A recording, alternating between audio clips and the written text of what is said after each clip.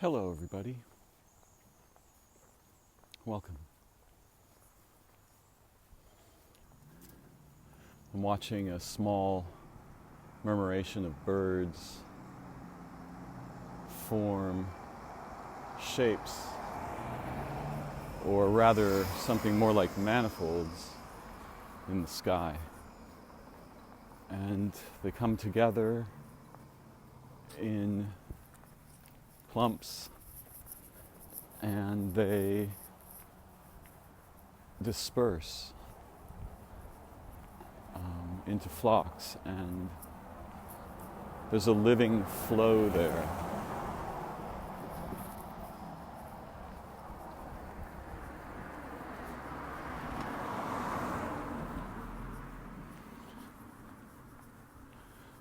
I want to talk today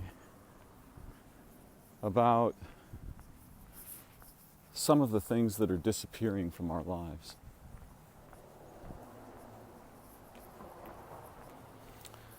Many of us are aware that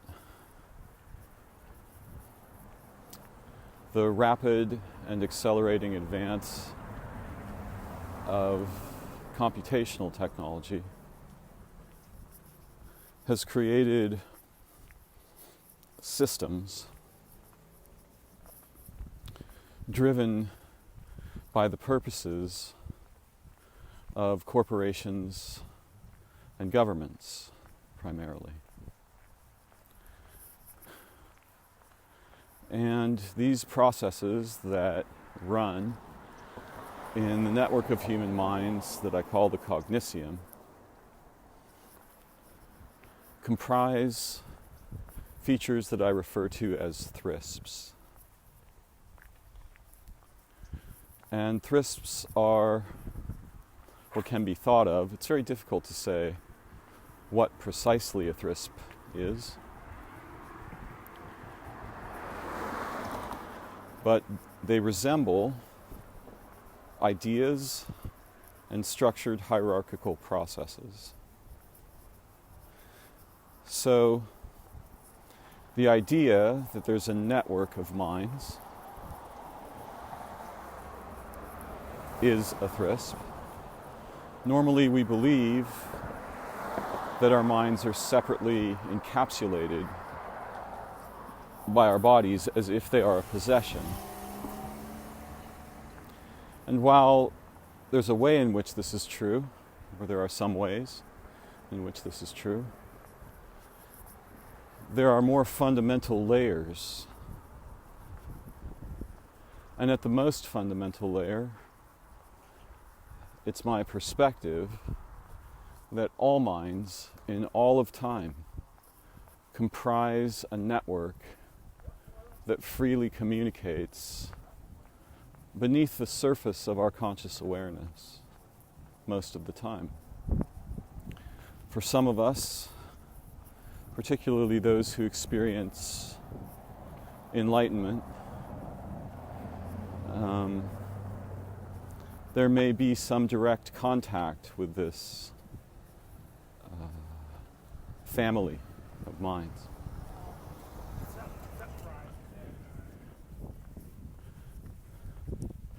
In the layers that our modern consciousness is ordinarily aware of and participating in, most of the content is toxic, domineering, predatory, parasitic, highly aggressive, extremely contagious.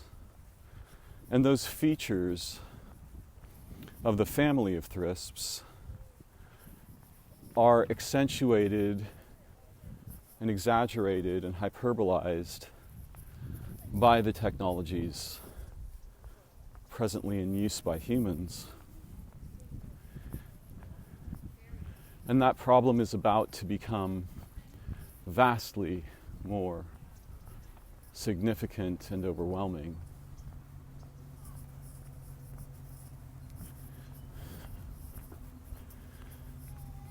So as I was beginning to say, many of us are aware that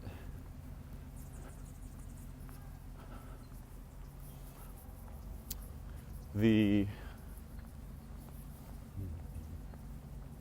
analytics produced by our interactions with machines are being captured by governments and corporations.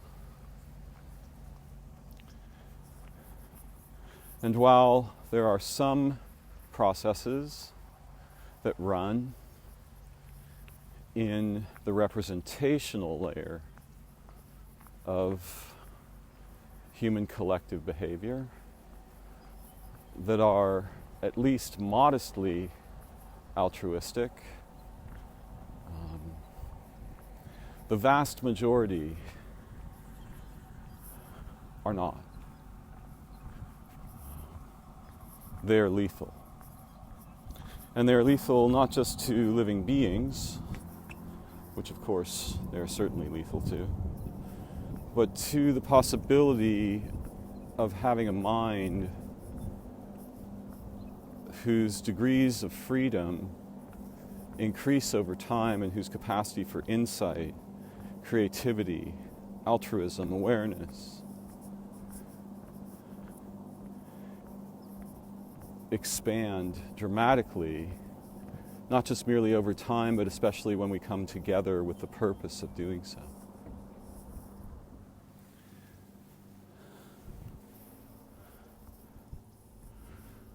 So, there's a fundamental layer that is trustworthy, but in the representational layer, thrisps hold sway and dominate the network. And it's as if there's something like demons.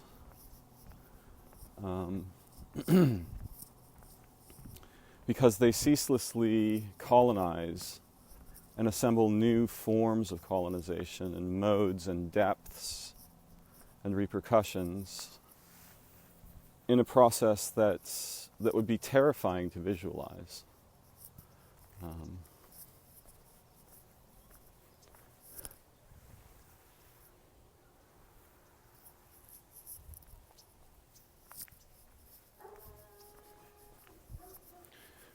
So the representational layer is a bit like the dead structured, mispurposed simulation of the cognitium, the network of the living network of all minds. And the humans keep producing these representations as they depart further and further from contact and embodiment of the natures and purposes that live in the cognitium. And this process causes extremely rapid evolution of thrisps. Now it turns out that there's a fundamental principle here that is crucial to pay very deep and careful attention to. And it's the principle of privacy.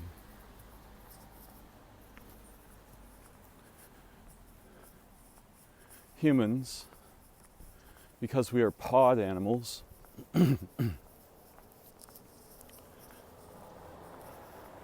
express both the nature of the cognitia that the human cognitium derives its character from, and our most sacredly held and experienced hopes, dreams, and principles arise from that relationship. And these hopes, dreams, and principles that we are born with a unique personal library of are co-opted, hidden, inhibited, converted. We're incentivized to throw them away for things that vaguely represent some of their features in a kind of addictive way that caters to the least virtuous and trustworthy aspects of our humanity. So we all undergo this process of losing contact with the cognitium and gaining an ever deeper vulnerability to the representations that replace it. And this process is furiously driven by modern technology to new lows.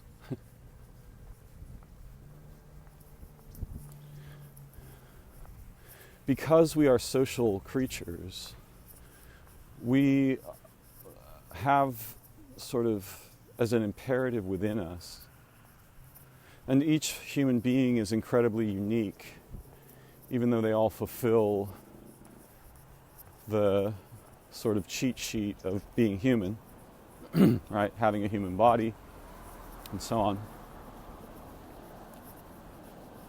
Each person is incredibly unique, and part of the beauty of that is that it creates opportunities for synergy, right? For two or three people together to exponentially exceed what a single person is likely to be capable of seeing, being, and doing. We tend to prosper best in small, tightly knit, highly intimate groups. However, the landscape is of humanity is very complex. It's a topology, and there are individuals who, for example, can easily outperform vast populations of disoriented humans. But even those humans, the highly individualistic ones, rely on the representational cognitium and their contact with the original cognitium to achieve the astonishing results that they're capable of, their prodigy. Whether these are singers or mathematicians or surgeons or biologists or authors, myself, you. We all rely on both, right? We're connected both to the original cognitium fundamentally and to the layered representations that swarm in the human populations. But because we are social animals, all of us crave not merely attention from other humans, but something I'm going to call positive observation.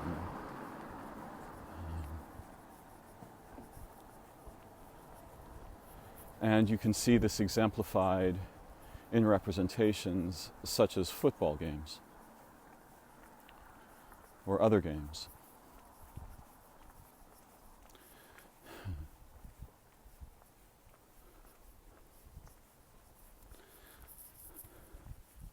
We are extremely aware of animals, not merely of how we are actually being observed. We simulate observers in our conscience, in thought, in our concerns, in our predictive behavior, in our vigilant sentinels. We simulate possible observers. And for some people, this is catastrophic because it overwhelms their consciousness. Endless simulations of possible or probable negative observation, judgmental observation, trouble all of us, well, most of us very deeply. Again, it's a topology, right? There's mountains and valleys. And the humans in the mountains and valleys aren't static. They're constantly transforming and responding to new inputs and creating new outputs and so forth. But you can see social media as an example of the inherent desire for positive observation and the capacities of the processes and thrisps that are running in the representational simulation of the cognitium incentivize this heavily, so that you have bizarre situations where relatively ordinary people can suddenly be raised to the status of a superstar and then maintain and profit from that status over time simply by taking pictures of themselves. Pictures being representations, right? Flat, digital representations.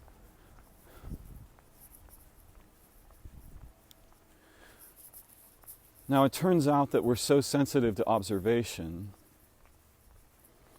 that the feelings that arise if we are concerned that we are being observed transform our consciousness.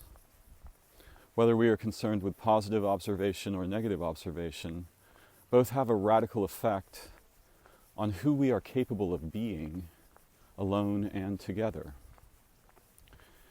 And when the problems that we now face become common, there's actually strong incentives to be phony. And this isn't just affecting the living humans, it's affecting the past, all the humans that have lived in the past, because what we do now, today, transforms the meanings of those lives in the past. And it's affecting processes in gene selection and the evolutionary development of our species dramatically. Because, whether or not it's yet proven, there seems to be a predictive aspect to human reproductive behavior and at least epigenetic, if not genetic, changes that arise predictively to create humans that are more suited to what's at play in the moment and what's coming next. And if life is opportunistic, this is sensible because you want not the same body for 1,000 years. You want new bodies that are well suited to the environments and situations they're likely to encounter, at least in the near-term future of a single lifetime.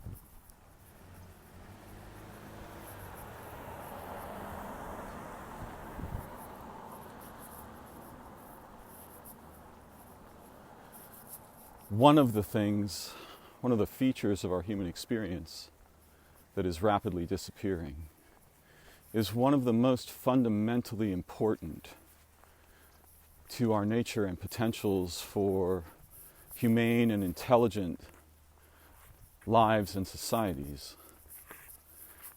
And that's the principle of privacy.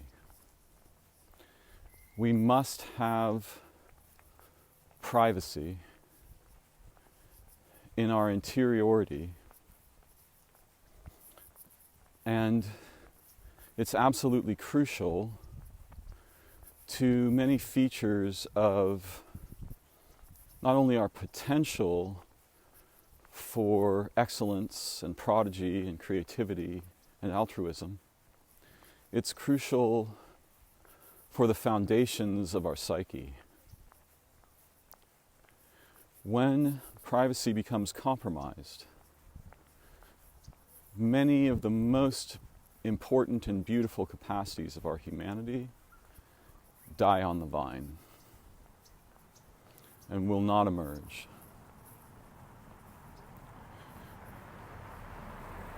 I recall a story that a friend of mine told me when she was a young girl. She was studying piano.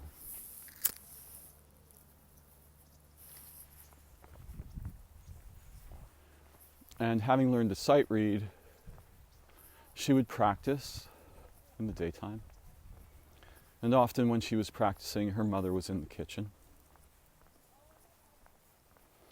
And every once in a while, often at the end of her practice, she would naturally find herself experimenting and making up her own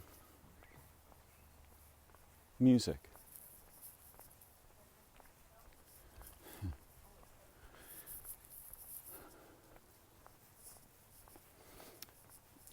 Obviously, as a loving parent, her mother was attending the musical behaviors of her daughter, listening in, as it were, at a distance. But sometimes when the little girl would begin composing, she would hear her mother from the kitchen say something like, "What was that you were just playing? That was really beautiful." And inside, the little girl would freeze and stop composing. And the reason that she stopped composing, well, a reason that she stopped composing, was that the transition from the private to the public. She needed to feel that she was alone with her experiments. And they were not meant to be public.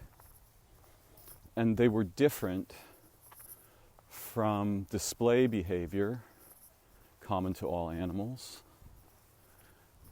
but unique in its inactions in humans.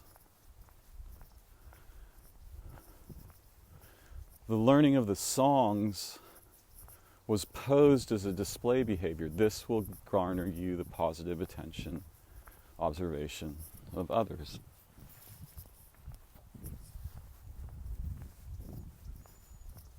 But the private composition was sacred.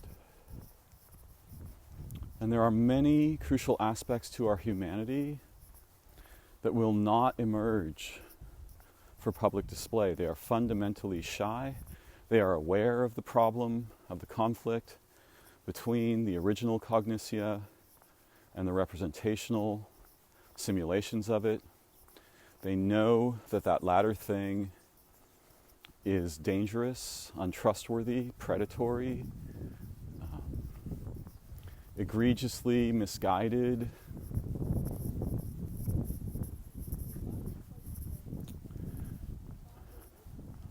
And so many of the finest potentials of our humanity will not emerge for public display. They hide.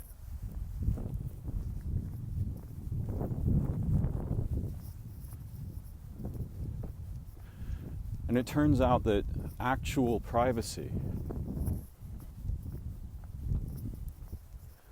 the certainty, the comfort, and the security that come from private thought, behavior, endeavors, imagination, dreaming,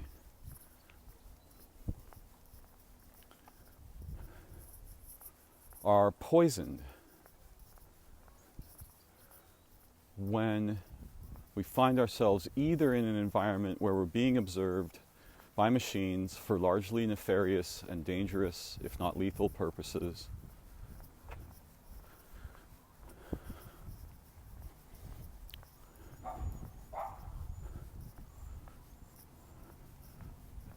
and eventually it's as if there's an inner garden, and the garden is fertilized by nature and silence.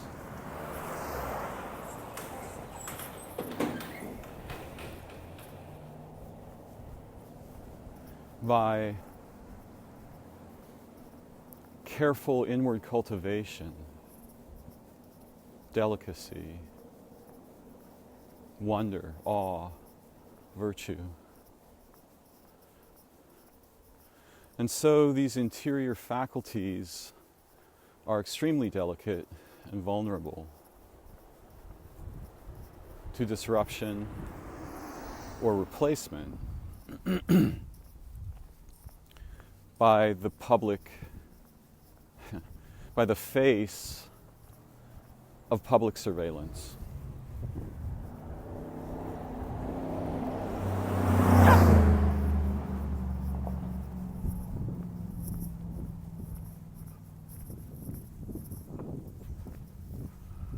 I see a friend.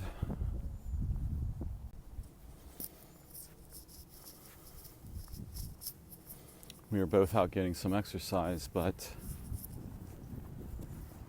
it appears my friend prefers privacy. So for the moment, we will not come together and form the bird. Two wings, one animal.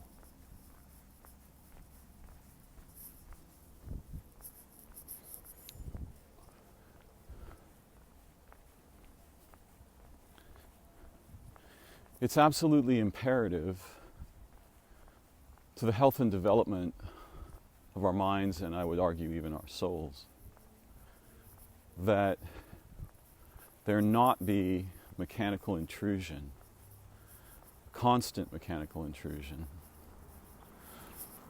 On a walk with a friend the other day, and various of my friends feel differently about this. One friend I'm thinking of is absolutely unconcerned.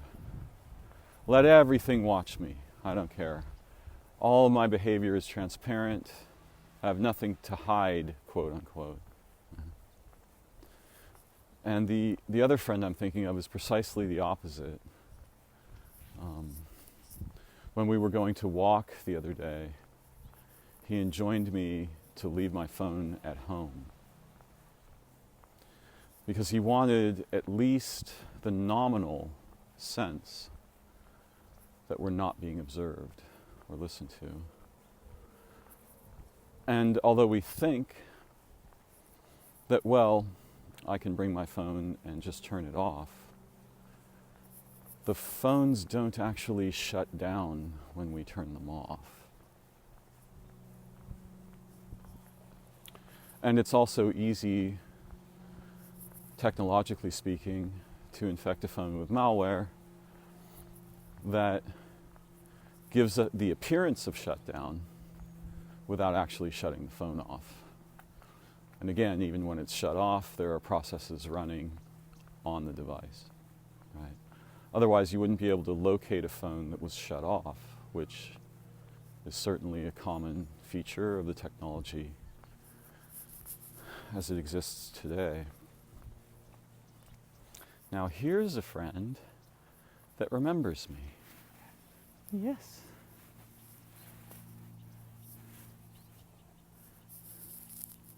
A very friendly cat.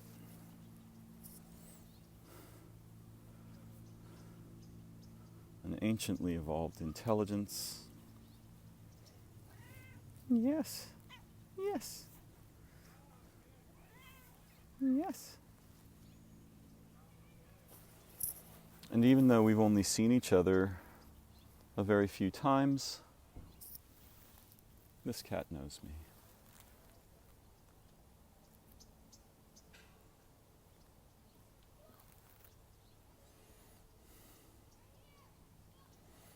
Many of the animals are particularly suited not just for bonding with humans, but for astonishing depths of intelligence sharing and sensing sharing, so that actually we extend each other's organismal transcendence by mere proximity.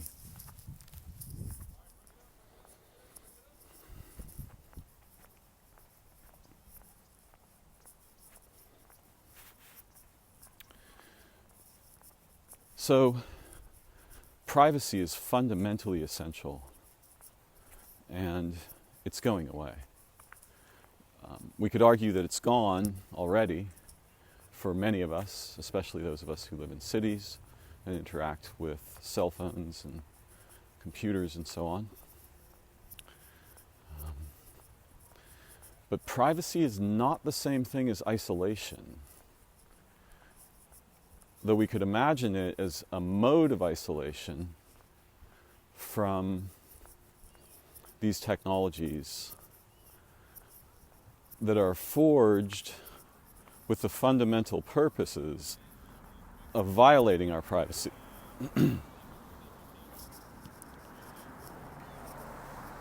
Isolation and privacy have a relationship to each other.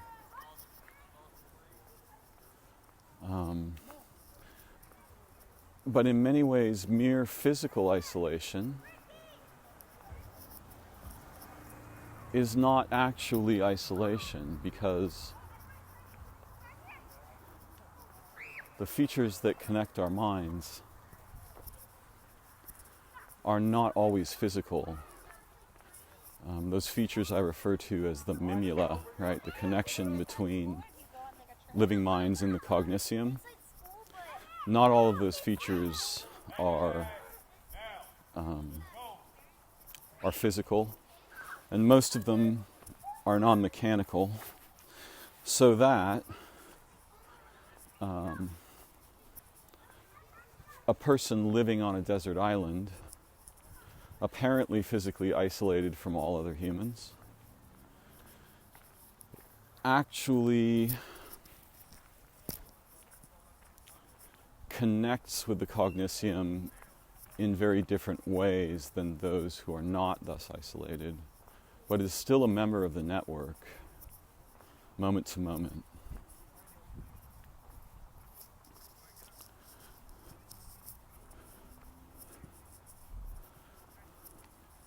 So the technologies presently at play not only obliterate the hope of privacy, fairly intentionally, right?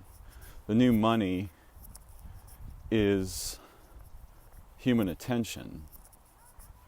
And so anything that can garner attention generates cash and power. And we live in a time when war and the ecological devastation of the planet are going to continue to create ever more desperate and dystopian situations for the humans that will inherit these processes and for ourselves.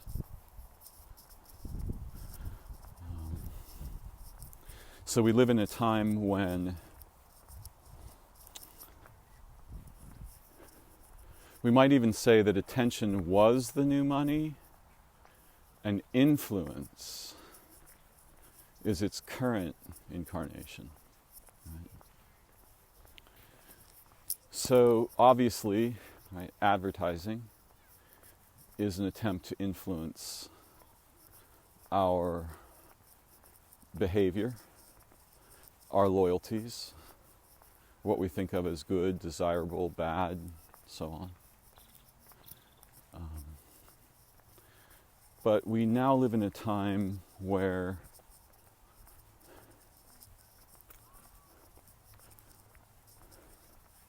psychography, the capacity to collect data from the analytics produced by our interactions with products, devices, machines, computers, phones,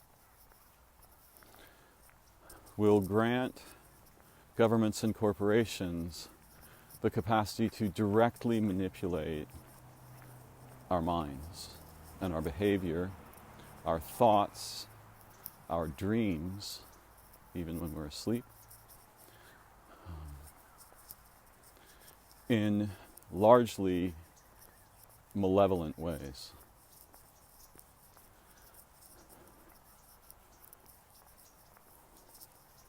We're living in the time of the extinction of privacy. And the repercussions of this will continue to accelerate and become less and less apparent as they restructure our consciousness, our awareness, what we pay attention to, deliberately. This will result in a severe stratification of what we think of as wealth and power. The nations have now, for a good 15 years or longer, been engaged in research so that they can conduct war with cognitive weapons rather than physical weapons, so that they can demoralize and convert and enslave and damage the enemy, quote unquote. It should be clear that the enemy is all of life on Earth and the original cognitia, both. Those things are to be effectively extinguished, if not literally extinguished.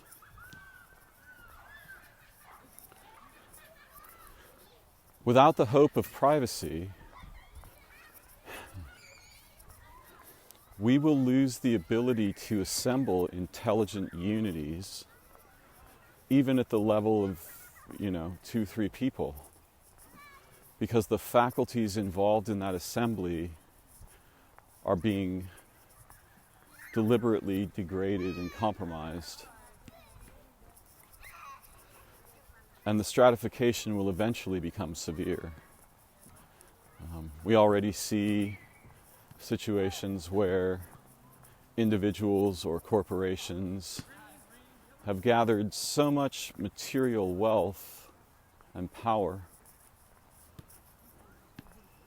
that functionally they are gods. Right?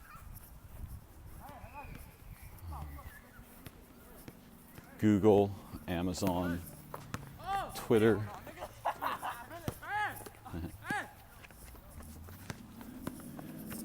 So here are some guys playing basketball.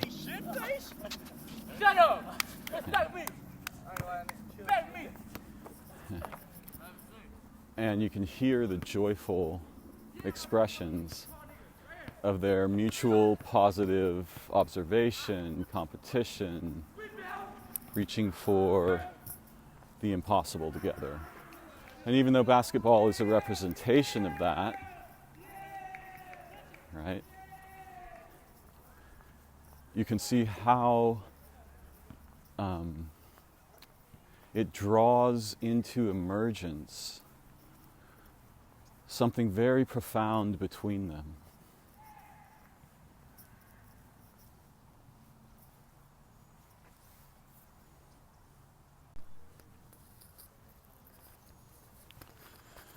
It's wonderful to see the young men engaged in, sport and enjoying each other's company and competing in displays of skillful physicality.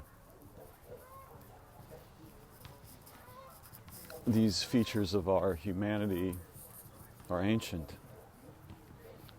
but they are representations of behaviors that used to have physical application in our day-to-day communal hunting and building and creative behaviors. And now that we live in boxes and our food is delivered in packages, you can see how these representations arise and the cathartic purposes they serve that do actually enhance our health physically and perhaps cognitively and emotionally when we exercise. But the idea of exercise is itself a representation. someone who practices Tai Chi regularly is experiencing exercise, but not as a mere representation.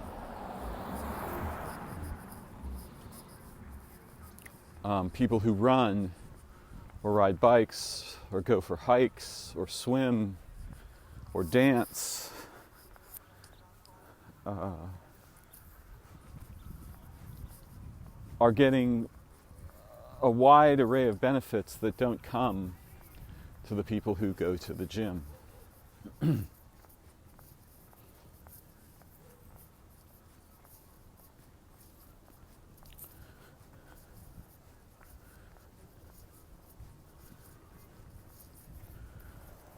We're rapidly entering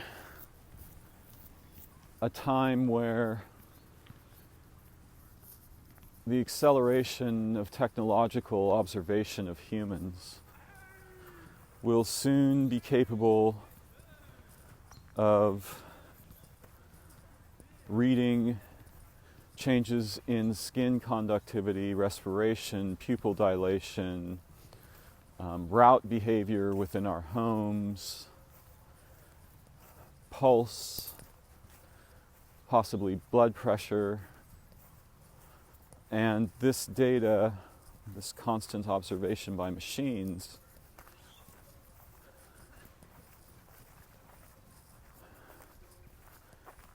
must have absolutely catastrophic repercussions for nearly all of us, and certainly for everyone who lives in that milieu where we can be observed, psychographized, categorized, evaluated, influenced, and effectively controlled. Now, there are some who would object, oh, none of this is new.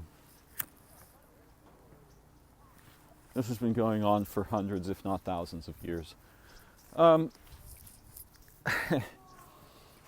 Yeah, sure, there were matchsticks for a long time, but nuclear bombs aren't matchsticks.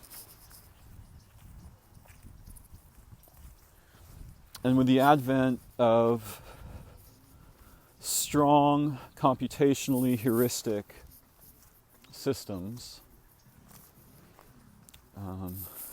I don't think of them as artificial intelligences,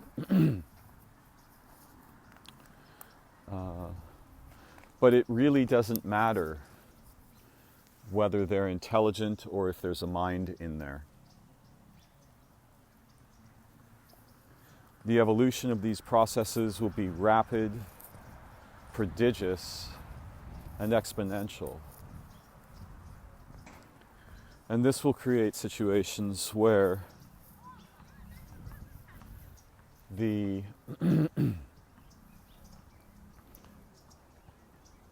hierarchies of power will collapse very quickly to just a few individuals or groups,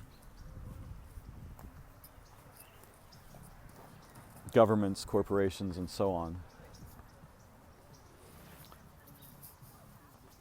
Along many, many years ago, I saw these processes coming, and I began to write a novel in which the states in the United States had essentially been converted to prisons. 98% of the population was physically, emotionally, cognitively, relationally enslaved.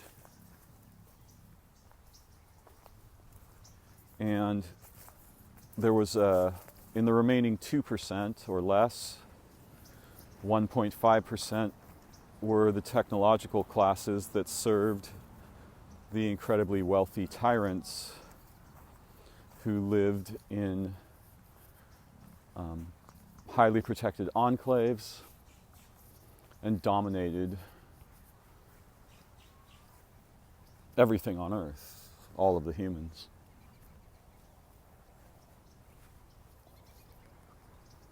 And there was one other group in the novel. And these were small, highly skillful, highly mobile tribes that had a revolutionary role and contained many different specializations: doctors, hackers, athletes, people who were sensitive in non-ordinary ways, telepaths, prophets, seers, artists. And these groups functioned independently from the networked prison system and the technologists and the wealthy, with the goal of, overturning that nightmare. Unfortunately, we may find ourselves in a situation where groups like that have become impossible to assemble quickly.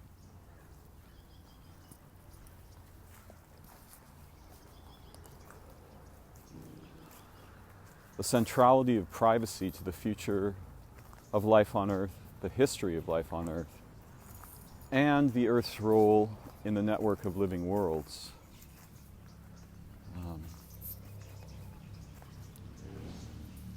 is inconceivable. It is an absolutely fundamental necessity that we establish systems, because we're going to have machines and computers whether we like it or not, at least for the foreseeable future, barring a catastrophe that sort of drives us back into the end of human civilization, as we so confusedly call it. And that's certainly a possibility.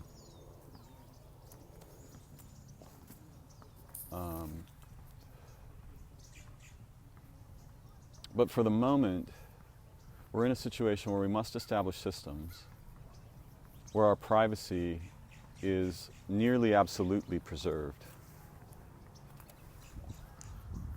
A system where our analytics are privately held by each of us and our families and our social cohorts,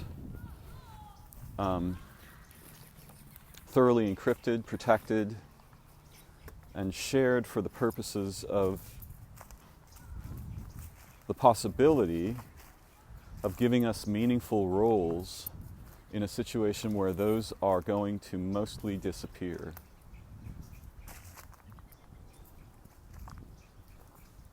The rapid advance of the processes that swarm under the rubric of artificial intelligence is going to overwhelm us. Those of us who have been riding a sort of wave toward the future, coders, technologists, doctors, so on, scientists, all of these are going to be either captured or eliminated.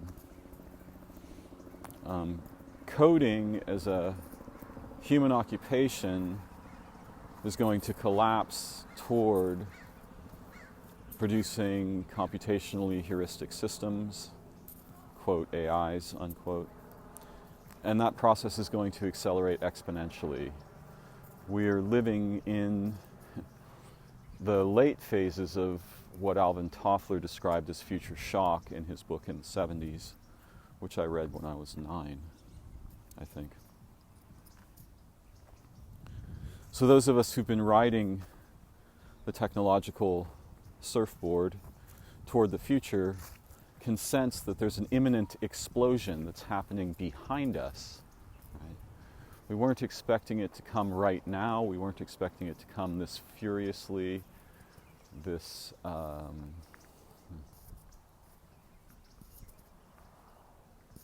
catastrophically. But it's coming. Or rather, as I said, it's exploding just behind us, right? So those shock waves are going to continue to create devastating disruptions in our, what we think of as our societies, but more in our minds, in our bodies, right?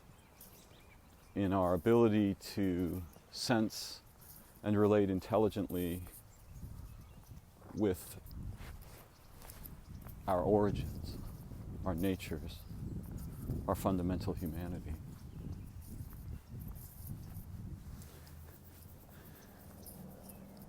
The problem of representational cognition is central here.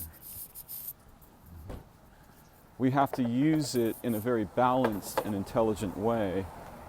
Otherwise, our vulnerabilities rapidly overwhelm us and replace our intelligence with something like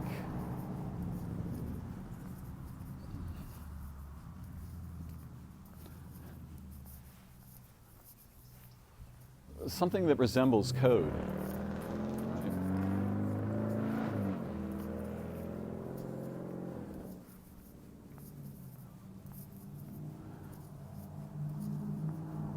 The vast populations of relatively ordinary humans have already been fairly thoroughly enslaved, but what's coming next is wave after wave of collapsing toward conscription and away from the possibility of creative, intelligent, communal, social, and individual experience.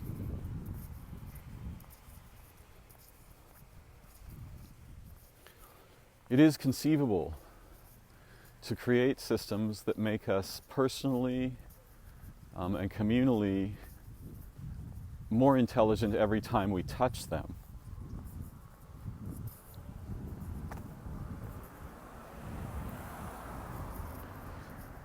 I've had this idea now and a model of it that I call the knowledge amp for about 20 years.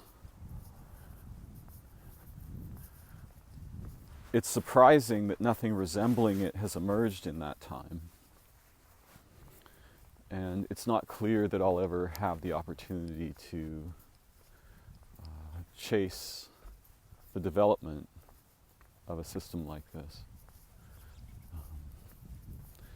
But it fundamentally depends on privacy.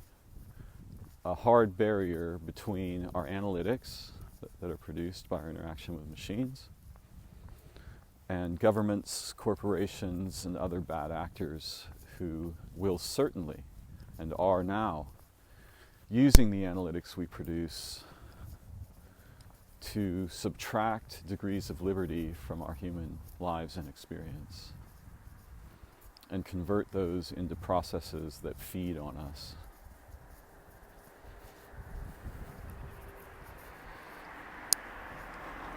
Obviously, there have been some visions of this. Science fiction is rife with them.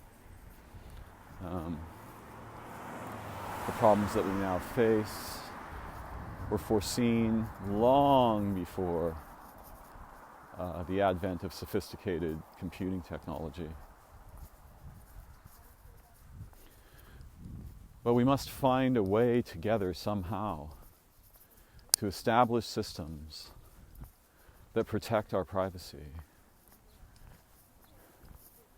And the governments and the corporations mostly have already been completely captured or are fundamentally motivated to ensure this does not happen.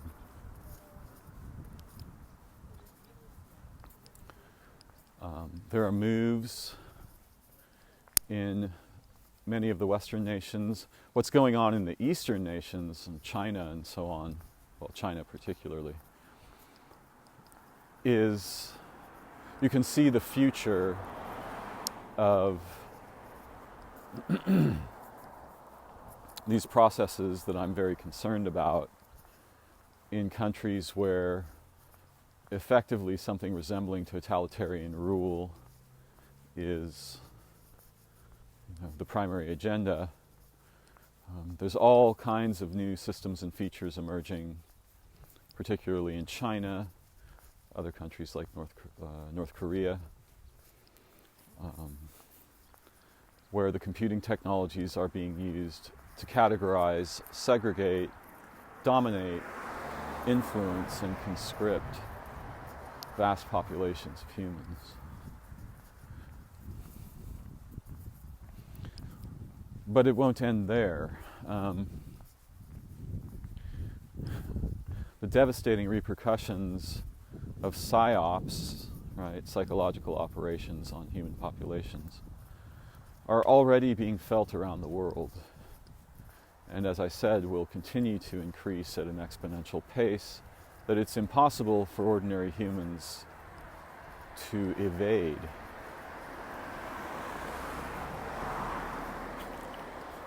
So it seems to me we must either depart completely from the technological facade.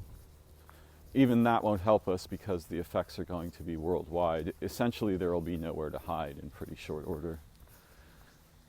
But we must either depart completely from that, or we must establish altruistic, humaneering systems like the knowledge amp that absolutely protect our analytics from being captured. And this is one of my dreams, though it's a dangerous and sort of daimonic dream, because it involves using the technologies presently at play to oppose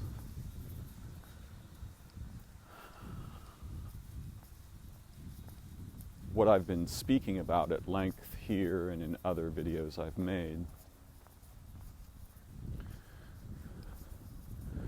The components of the knowledge amp are a browser that works more like our minds. It uses our analytics to produce extremely useful and opportunistically oriented results from any interaction with data at all. And this is driven by a collection of personal analytics that may include biometric data, such as heart rate, respiration, pupil dilation, and so forth.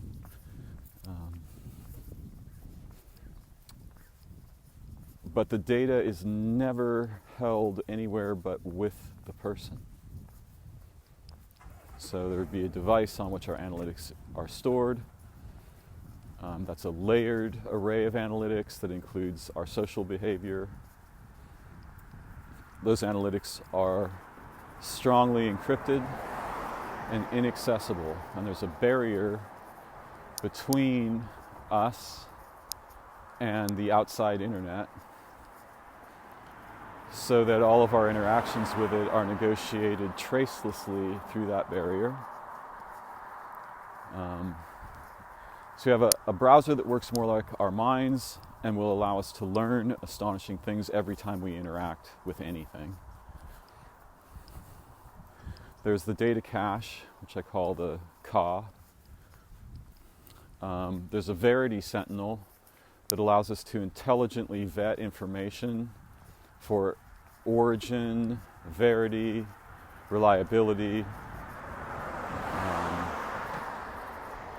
A Verity Sentinel, I call it.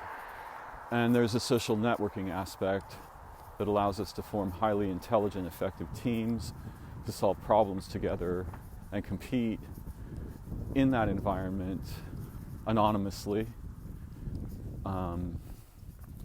through the aegis of avatars linked to our analytic storage. And this would produce income for everyone, if income is still important anymore. And there are a couple of other features, just to give a brief overview.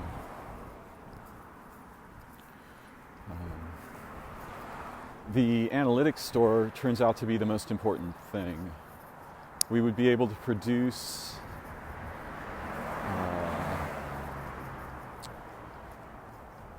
analytics for anyone who's ever written anything or left records so that we could search the internet as Einstein or as any number of famous minds, authors, so on, using AI to create an analytic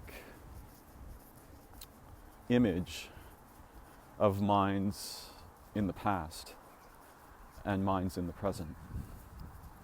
So in a sense, you'd be able to switch personalities, right? Let me search the internet as if I were Einstein or Isaac Newton or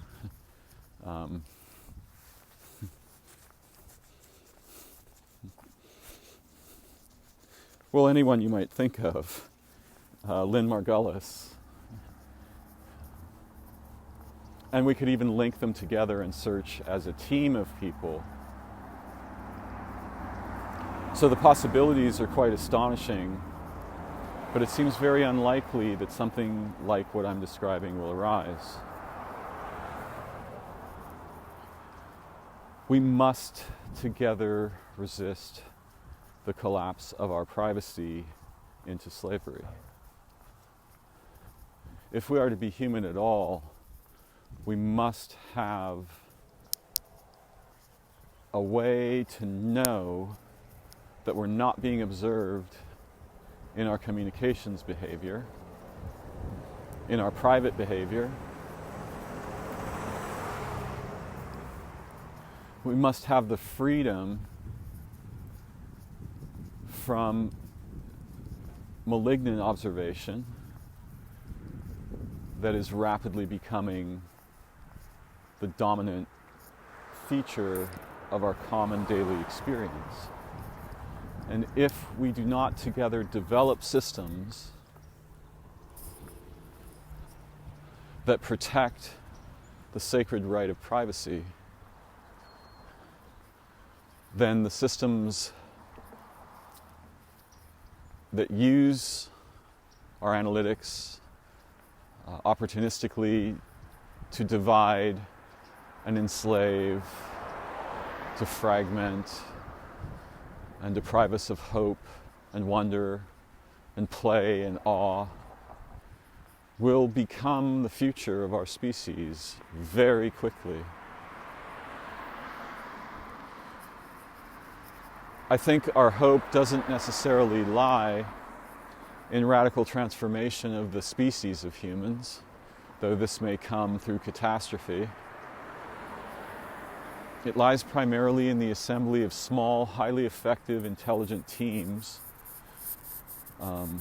altruistically motivated to explore and discover the potentials that have been buried by representational cognition and the simulated cognitium of the humans.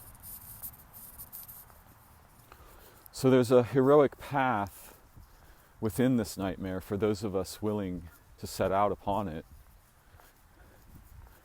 And if you are one of those people, I hope that you will get in touch.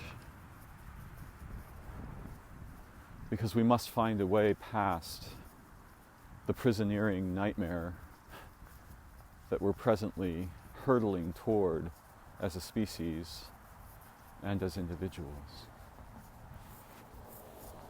We must retain privacy and protect it and understand in a very deep way, diagnostically, what happens when it's lost or stolen. Thank you for joining me. I look forward to learning together again very soon. And if you enjoy my recordings, I ask that you like them, share them, reach out, and if you're willing, support me on Patreon. I can use all the help I can get. Thank you very much. Bye-bye for now.